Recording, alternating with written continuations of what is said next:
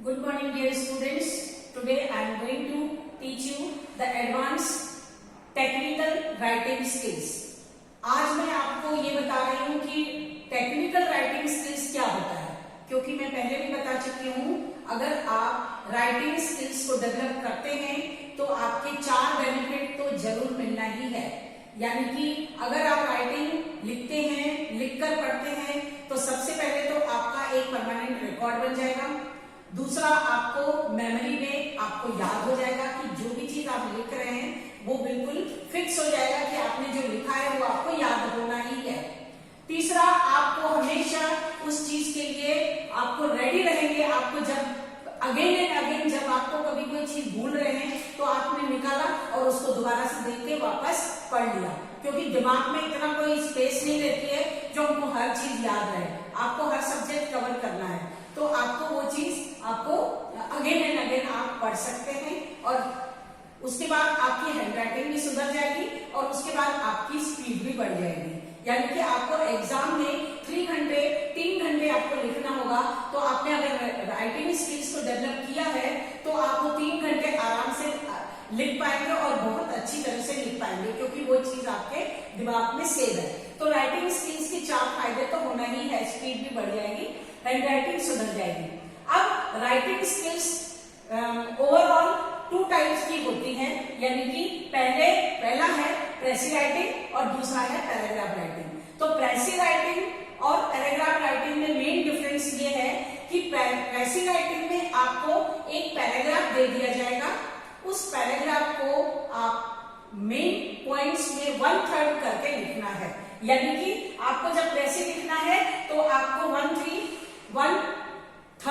Formula अपनाना है। यानी कि अगर आपके पास 50 लाइन्स का पैराग्राफ है तो आपको 15 लाइन में उसको शॉर्ट करके लिखना है।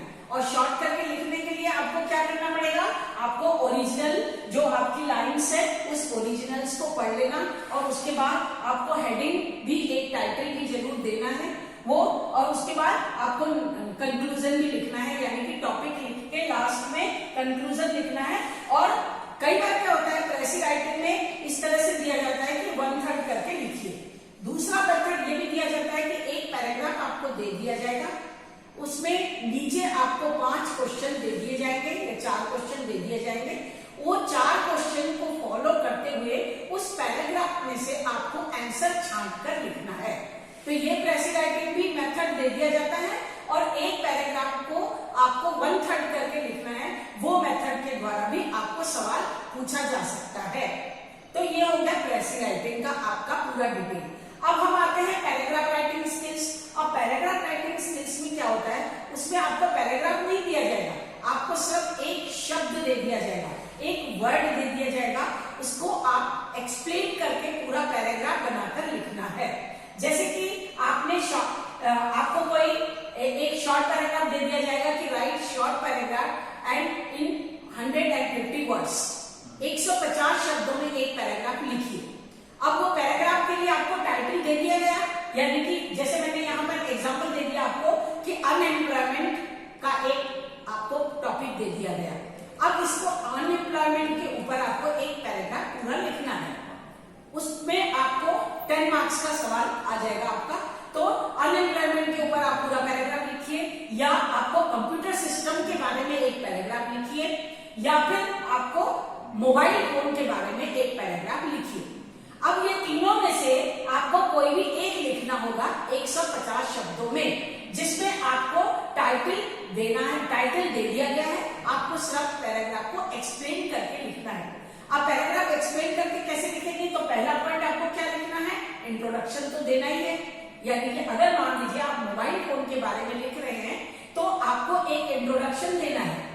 इंट्रोडक्शन में आपको ये लिखना है कि मोबाइल फोन क्या है, इसका ओरिजिन, ये कहां से डेवलप हुआ और किसने इसको सबसे ज्यादा पहले इसको डेवलप किया, वगैरह वगैरह। आप इंट्रोडक्शन में मोबाइल फोन के बारे में लिख लेंगे।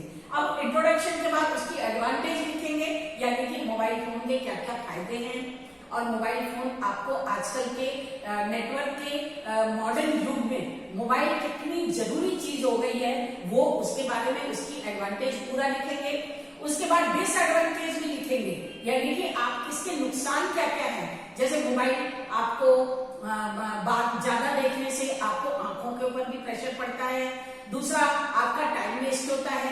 इस तरह से डिसएडवांटेज आप उसको मोबाइल के बारे में लिखेंगे। उसके बाद लास्ट में एक छोटा सा डायग्राम भी बनाएंगे तो आपके फुल मार्क्स मिलेंगे। मान लीजिए 14 मार्क्स का एक सवाल आया तो उसमें से आपने ये सारे पॉइंट कवर करते हुए लिखे तो आपको डेफिनेटली 12 या 10 या 11, 12 के बीच में आपको मार्क्स मिल जाएंगे, तो अच्छा आपका स्कोरिंग हो जाएगा। इसलिए जब भी आप कोई चीज लिखे पूरा सिस्टमेटिक तरीके से लिखे। इंट्रोडक्शन, एडवांटेज, डिसएडवांटेज, डायग्राम बना लेना। मोबाइल के बारे में लिखेंगे तो मोबाइल का डायग्राम बना लेना, अगर कंप्यूटर के बारे में लिखेंगे तो कंप्यूटर का डायग्राम बना के लास्ट में कंक्लूजन लिखना है और अपना पूरा आंसर कंप्लीट करना है। तो ये हो गया आपकी advance technical writing skills. I think you understand all these points and you should have to follow the points very perfectly. Thank you for watching.